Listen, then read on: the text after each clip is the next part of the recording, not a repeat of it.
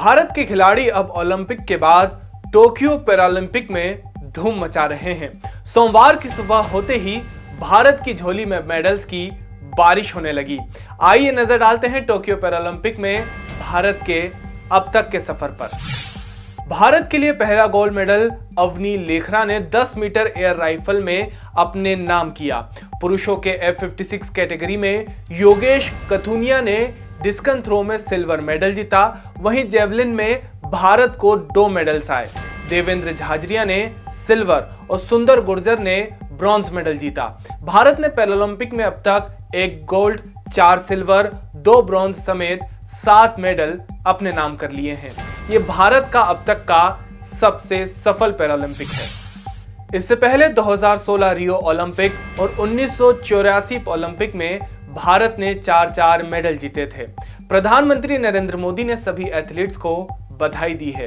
PM Modi ने gold medal जीती अवनी को बधाई देते हुए कहा कि वास्तव में भारतीय खेलों के लिए विशेष क्षण है।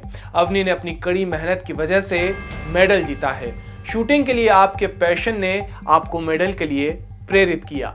भविष्य के लिए शुभकामनाएं। भारत को इस बार पहला गोल्ड मेडल दिलवाने वाली अवनी बचपन से ही दिव्यांग नहीं थी, बल्कि उनका और उनके पिता प्रवीण लेखरा का 2012 में जयपुर से धौलपुर जाने के दौरान एक्सीडेंट हुआ था, जिसके बाद रीढ़ की हड्डी में चोट की वजह से वो खड़े होने और चलने में असमर्थ हो गई।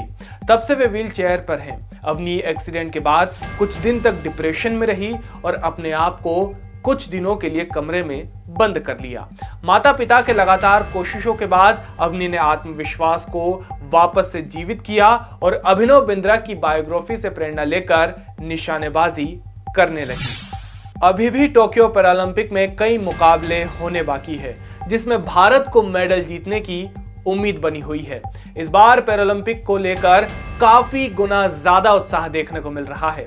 अब देखना है कि कितने और मेडल भारत की झोली में आते हैं।